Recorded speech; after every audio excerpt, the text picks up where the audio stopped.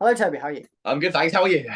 I'm good, thanks. How are you? I'm good, thanks. How you been? What have you been up to? I have been going to the cinema actually quite a lot recently. Going to the cinema, actually. Yes. There we go. Um, How was that? Good. What Yeah, about you? good. Do you reckon like one day people just get bored of watching films? Do you think films or TV shows just ever just like maybe in like at a certain point people just be like, oh, for fuck's sake, yeah, like we're bored of this. Like this is I've had enough. I don't think so. No, Yeah, maybe for periods, maybe for like a few weeks or a few months, but not but like not forever. yeah. You don't think it'll ever come to a stop where we're like, nah, that's enough. We've already made what we know. Like we've already made enough films. No, We can't. We don't have the creativity anymore. Do you reckon I that? reckon it's the same with music. It just won't end, which Yeah. is great. Barbenheimer. Barbenheimer, yes, Barbenheimer. So we've both watched Oppenheimer and Barbie. Yeah. What one did you watch first? That's the question. So I've actually seen Oppenheimer twice. Uh, Have you? yeah, I watched it with my parents. No, my dad, and then I watched it with Teddy and Jono. Oh, you did. Oh, yeah. Yeah, because I didn't want to watch it for the second time. One was enough for me. So I watched Oppenheimer first. So what did you watch first? Oppenheimer. Let's talk about Oppenheimer then. Yeah, I watched Oppenheimer in the morning and then Barbie in the evening. Oh yeah, of course. So what was that experience like? That you had the Barbenheimer experience? Uh, it was actually surprisingly quiet during Really? Oppenheimer. During Oppenheimer, it was like I sort of went for the 12 o'clock screening, and it Yeah. lasted obviously until like 4 o'clock. But yeah, in there was probably only about 10 people in the cinema, and then Barbie was packed, basically What time was that? seven. I turned up wearing pink, and I was the only guy wearing pink. Oh, it's a shame. It Disappointing. I was like kind of gutted. I wanted it to be like, I wanted to feel Mm. part of everybody else. But there was loads of girls wearing pink, but I don't know, it might have just been the area I was in. It just wasn't. Yeah, it was good. It was just Oppenheimer was quiet. I kind of wish that there was more people there. But anyway, Oppenheimer. Start with your opinion. What do you think? Go for it. Cool. Oppenheimer. I really enjoyed it. I had a great time. I didn't love it. I don't. It's not my favorite Christopher Nolan. I thought the main thing about the film, which is why I think people should watch it, and the best element for me was the acting, the performances. Cillian Murphy was unbelievable. Yeah. He is just brilliant. I love him. Really captured the. You could just see it was that character, couldn't you? So I've seen a few interviews of not interviews. I've seen a bit of footage and photos of the actual guy, and he does look like Killian, and he had the voice as well, and he had that kind of 1950s accent. Robert Downey Jr. as well. I thought he was absolutely brilliant. Really cool seeing him in a role that isn't Iron Man after Yeah. so long, and you could tell that like he really enjoyed playing it, and that he like was really like committed to it. I thought Emily Blunt was great, although she wasn't in it that much. She had some of my favorite scenes actually. Um, Mm. Obviously, Matt Damon and the rest, great, just great cast. I thought visually it was just gorgeous. The whole thing was shot in IMAX. Every shot is just, really it's just lovely to look at, and great music. I think the sound, some of the sound choices they made with like the bit of the bomb, and the way they showed that sequence, the way they structured that was really interesting. And also there were a few other moments when when he's being congratulated by all those fans. That was just great. And I think Christopher Nolan, he really understands how to create a film that's like he makes the most of all the elements of the film. Do you know what I mean? Like he really takes into account the audio, the visual. It's not like, oh, it's all about the dialogue and we're just going to put the music and the sound effects aside. He takes into account all of the elements of the audible and visual experience. I think, which is why his films are so good in the cinema, because he's very aware of what people are going to be in for. Again, like some of the dialogue I struggle to hear, I'm not gonna lie. He's a bit sort of renowned for it at this point, for not being able to hear some of his dialogue. Yeah. just at points it was a bit like, okay, I don't know what you just said, but other times it was perfectly fine. For me, cons could have been a bit shorter. But that said, I thought the pacing was really good and like it didn't get boring. It just was information, information, information constantly. You know, you could tell that he really wanted to just cram in as much about this guy as possible. I also felt like he could have done with a bit of time just to chill out a bit at points. It you didn't really have time to process a lot of the stuff that was happening. It was just, okay, we're here, we're here, we're here. This okay, there's this line, this scene, suddenly there's a new scene, and there wasn't much time to really just, okay, this is the, you know, just really sit in with like the scenes, because it was just so quick. Yeah. Not too quick, but you know, I felt like particularly with the scenes with Florence Pugh and Emily Blunt, where there wasn't much payoff. You know, it would cut to a scene where one of them is, you know, someone's crying or someone's shouting, and it's like, okay, well, where's this come from? Where's the build up for this? And how? And then that's over, and then we're back into Los Alamos. So I felt like, you know, there could have been a bit more like just, okay, great, this is happening, and then you can process that, and then there's the next thing, as opposed to just but it wasn't too quick, it wasn't too fast paced, like, yeah. And so I think maybe towards the end there was a bit of when they were doing the interviews in that cupboard room, that was a bit like tiresome, having to get through some of that just because it was very talky. But some of those interviews, particularly with Emily Blunt's character and the bit with Cillian Murphy, and he's the room like goes white and it's really intense and they're like shouting, I thought was excellent. But yes, what about you? Yeah. I mean, yeah, crazy. Yeah, again, sort of starting from the beginning again. I really enjoyed it. I think I wasn't quite prepared for it. Let's just say that. Okay. I went in, but no, I really enjoyed it, especially the beginning, the bomb section, and then sort of the end as well. Those three parts of the film were all like the best parts for me. It just seemed that the bits in between I struggled with, sort of, especially like you said, those interviews towards the end. It did get to a point for me where I was like, I just can't keep up. And Yeah. there was 3 or 4, maybe 5 scenes that I think I actually missed because I was like off on like a daydream, and like Right. I was daydreaming about what had happened, if that makes sense. Yeah. I was trying, like you said about processing it. I was processing all the information. I was like, so why? So if he's there, okay, so the bomb is obviously had this effect. And I looked up and I was like, fuck, I've missed like 5 scenes. Right, I need to focus again because like I just, yeah, it was just a lot. But that, you know, maybe I could do with a second watch, but I just don't think I could. I think I might wait a few years Yeah. and then go back to it and watch it again, or wait for it to come out at home just so that then I can actually pause it and just process it. Yeah. Just because that might be a better way for me to watch it. But yeah, no, I thought it was really good. The bomb, I mean, that was like a bomb to the chest. Like one of the reviews on Letterboxd, it was like literally. I actually was kind of like on edge. You know that moment when it's silent in the cinema and it's just like you don't know when that sound's going to go off because you know that sound is approaching, and you're just like, oh, Yeah. like it's just yeah, such a dramatic build up. But I wanted to know more.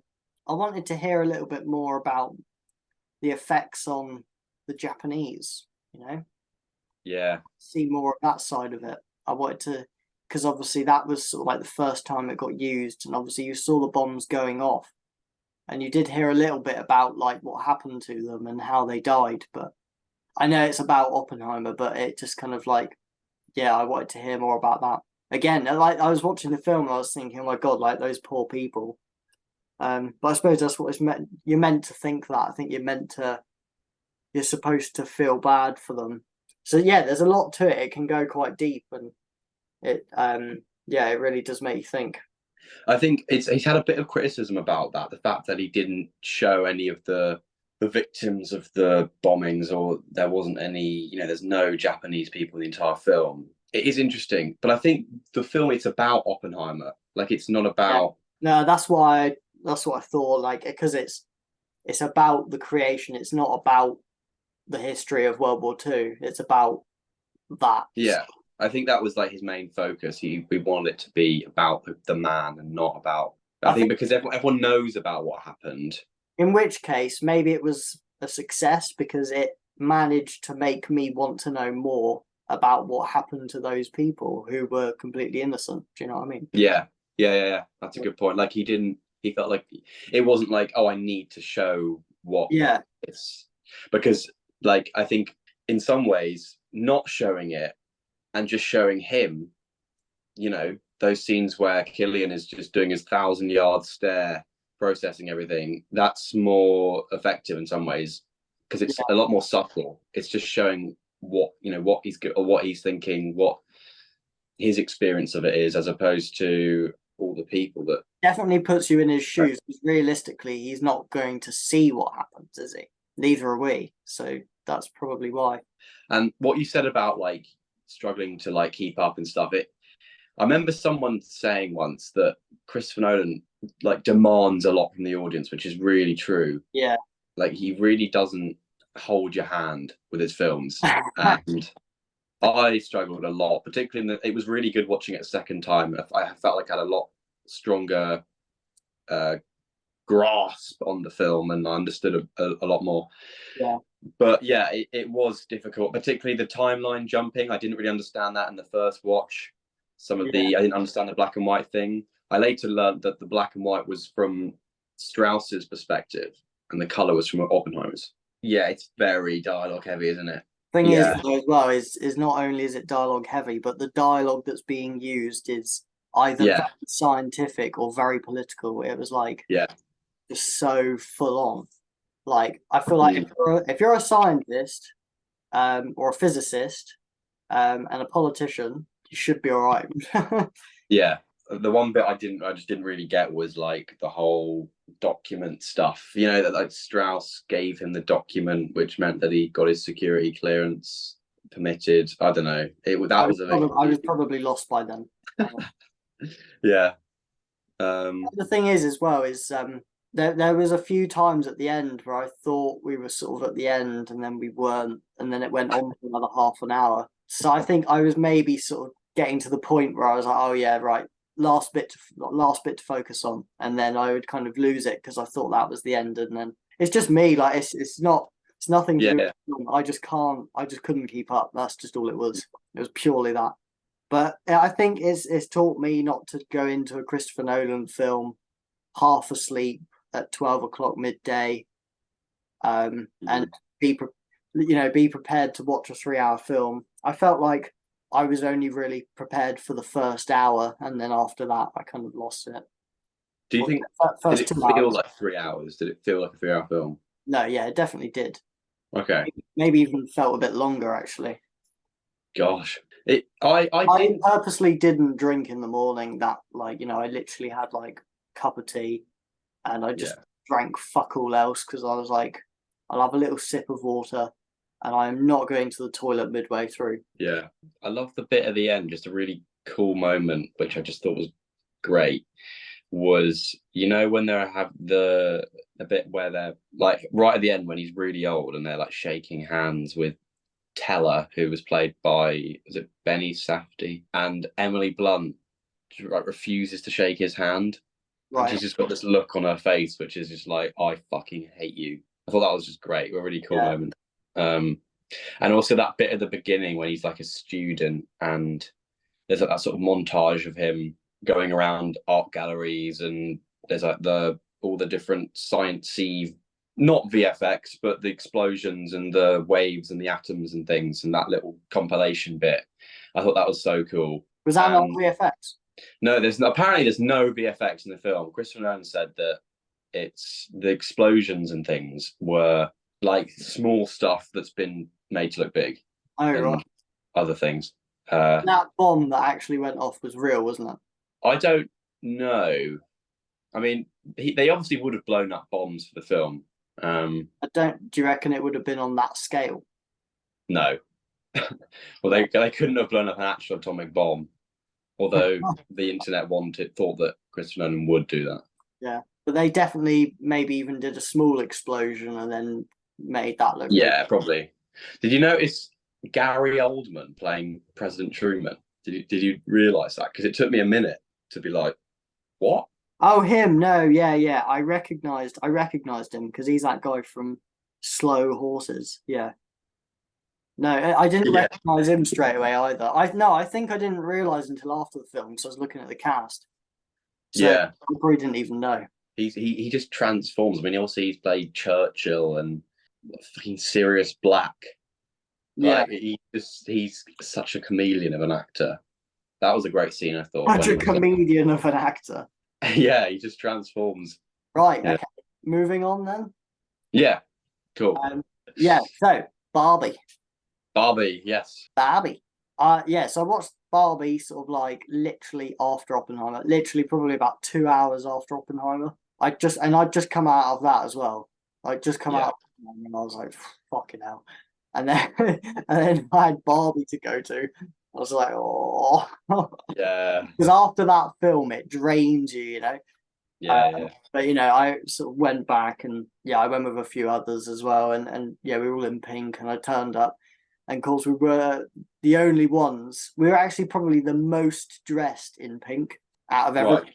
It was actually kind of really funny, and I Yeah, was pissing myself laughing because oh my god, I was expecting to be like underdressed. Do you know what I mean? And yeah.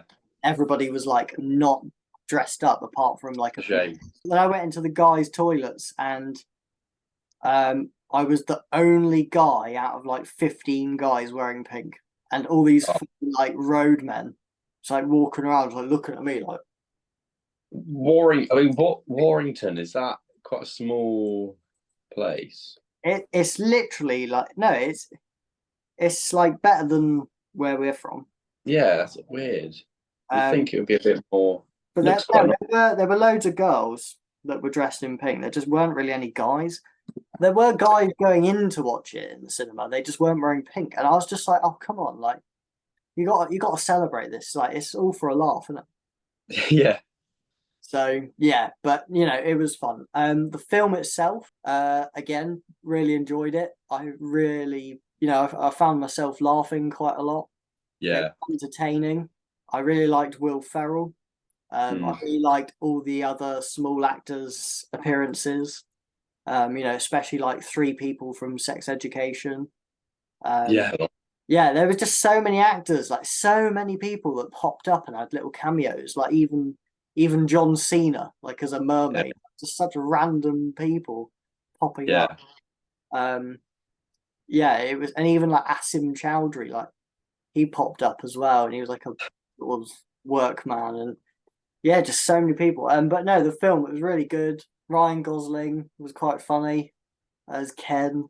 Margot Robbie, yeah, obviously really good. Like it was just like kind of it wasn't what I expected it to be. To be fair, I didn't know about the whole going into the Earth. I thought it was going to be in Barbie Land the whole time. Um, yeah. Same. Yeah, but I thought it was cool. It still worked, and there was some bits which were just like it didn't take itself too seriously. It was like mm. when they were like chasing Barbie, like when Will Ferrell was chasing Barbie and that, and like just scenes like that. I just thought they were quite funny. Mm. But yeah, Yeah, what did you think of it all? yeah. I really enjoyed it. I thought it was great fun. Like, had a really good laugh. Really funny. Ryan Gosling did steal the show a bit. I think he was just so funny. And you could tell he really enjoyed playing that role. It was really nice watching Ryan Gosling play a comedic role because he's usually playing the kind of depressed, reserved guy with some kind of bad past.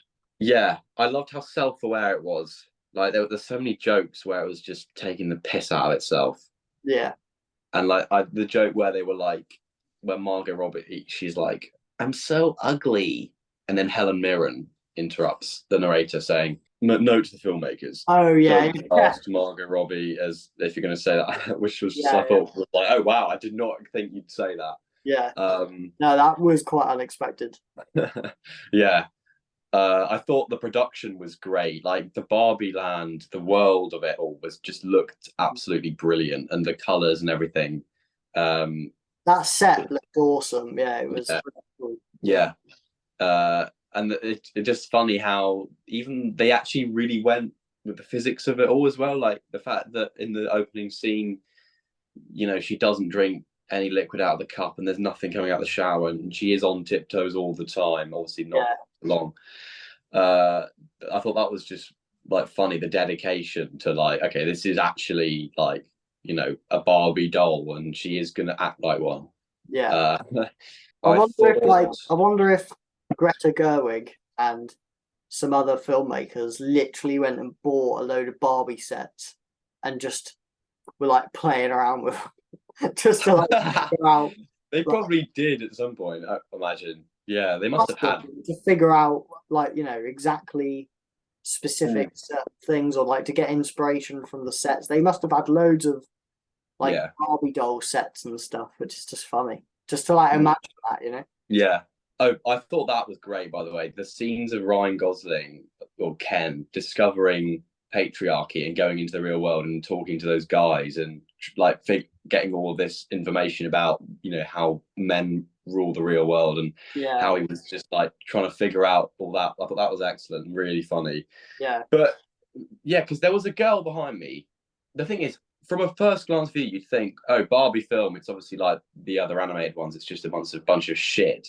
But actually, Greta Gerwig, obviously quite renowned for doing these films about womanhood, and yeah, I think it's definitely like targeted for women, and I think women will have more fun with this film. I think they'll find it more relatable, and from what I've heard from people I've spoken to, it does seem to be, I think just like naturally, like girls and women will enjoy this more, yeah, which is like understandable. But I think it is, yeah, like, I enjoyed it. A lot of people have enjoyed it.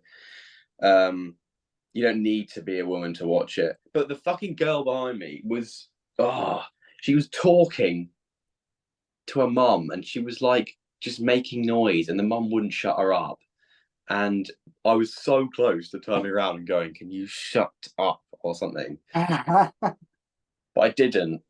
And there's a thing kids do where they'll like laugh at things, not because they actually find it funny, but they'll laugh at things that adults are laughing at because A, they want attention, and B, they're bored. And that's what this girl was doing, and it really pissed me off.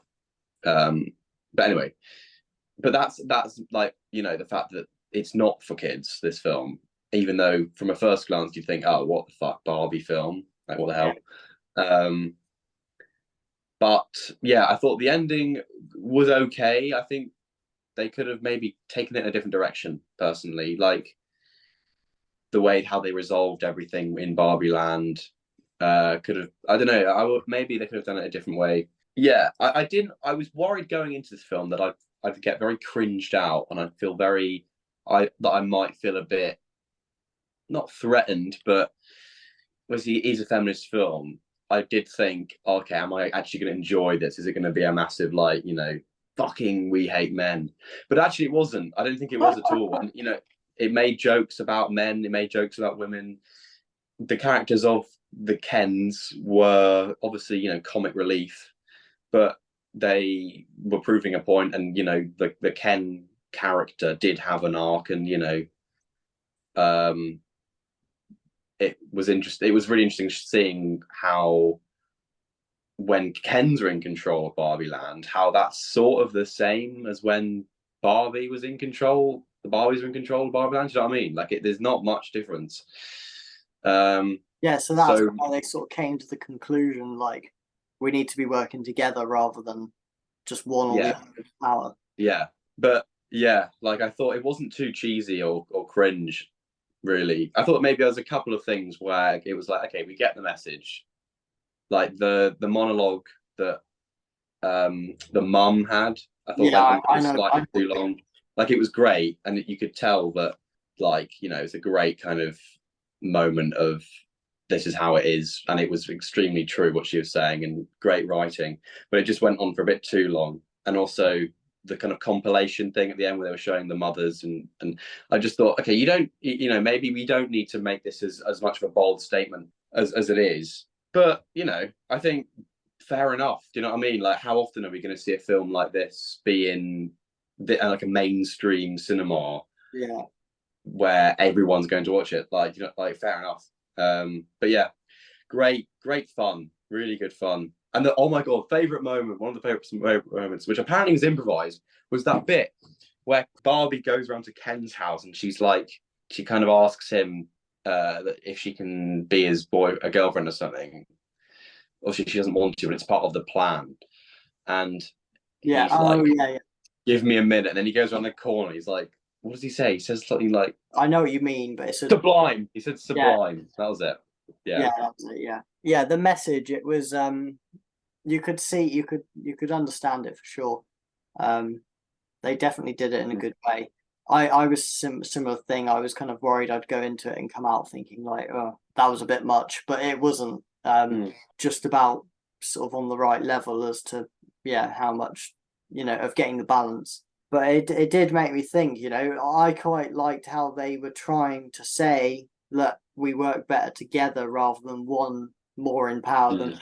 because yeah, it's true. Like that the world has literally grown up being in power by men all the time, and I suppose if we were on the other gender, it'd be you know Yeah. would we feel would we feel the same way? Would we feel like, oh, there's this feels a bit kind of Yeah.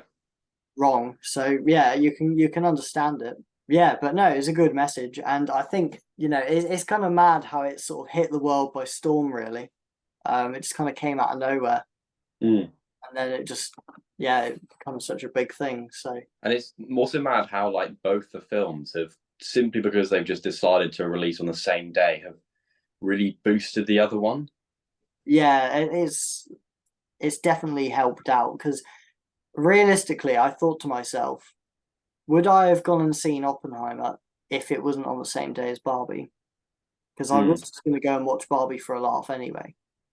And then I was like, no, I'm going to do Oppenheimer, Barbenheimer, whatever it is. I was like, yeah, I'll do it for the memes. But if that wasn't a thing, I probably wouldn't have gone to see Oppenheimer just because it's just not something Yeah. I chose to go and watch. So Yeah. yeah, it definitely did help out. Yeah, and wasn't it like 10 years ago or something? Mamma Mia and The Dark Knight, Yeah. they released on the same day as well. Yeah. Yeah. I saw that. Yeah. I don't think that obviously wasn't like a Christopher thing. Nolan is just constantly like, oh, for fuck's sake, the fucking films releasing on the same day. Thing is, like when I found out that they were being released on the same day, this was before the whole Barbenheimer thing took off. I was like, oh, one of the like producers or whatever will change the day. Mm. Actually, it was really genius not changing it, because you just, yeah, it became this whole event. And I I feel like kind of, we haven't really had this sort of cinematic hype for something since what, maybe No Way Home, Spider-Man. yeah. Um, so I, it's been really cool just to see this whole thing just take off. the only film I felt bad for was actually Mission Impossible. Yes. I just don't think it got enough as to what it deserved. I didn't even go to watch it. Like I just didn't have time, and like I ended up watching Mhm. Barbenheimer, and then like I just didn't watch it. I do have plans to go and watch it in the cinema next week if it's still going, but yeah, I Yeah. just kind of felt bad for Tom Cruise because it's quite a big film. It's like the first Yeah. part of the double of the two-part or whatever. So yeah, Yeah. He's been mugged off. yeah, he definitely did get sort of mugged off there. Because if Barbenheimer wasn't happening, Mission Impossible probably would have been the film of the Yeah. month. Definitely. Yeah. Yeah. It's a shame. Because I actually have seen it. And was Um, good. yeah, it was great. It was really, really good. Um, I knew it would be. I think Tom Cruise is just like, he knows how to make a good action film, and it was great. I don't think it was as good as Fallout. Yeah, Um, I thought it, and what's also really great about it is it's a part one, but you don't leave the cinema feeling unsatisfied like Spider-Man. Yeah. Yeah, and it really, obviously the action set pieces were great. Hayley Atwell is like, she's in this and she's great energy, great music, you know. Really, there's a scene at the end which is that the last action set piece is particularly intense, and I think because it's like the last two films, the stakes are a lot higher in this, like the threat, and also with the characters as well. It's like, oh shit, like there is the question of, oh god, like, is he gonna die? Do you know what I mean? Because it is like, approaching the end of the franchise. I thought some of the action was a bit like, not messy, but like some of the set pieces and some of the action was obviously really well intertwined into the plot and everything that was going on. But I just thought some of it was a bit like kind of messy in the way that it was structured. It was like they're always trying to one up on what they've done before. And as a result of that, they kind of made some of the action sort of unnecessarily complicated. And it was a bit like, okay, if you just made this a bit more as, okay, this is an action scene, I could enjoy it a bit more, because it's very, Mission Impossible is very much, we're doing this, okay, we're doing this now, oh, this is happening. It's very much, I think they were just slightly a bit too, not over ambitious, because they pulled it off, like, it was great. But I just think they were like trying to over complicate things at times. Yeah.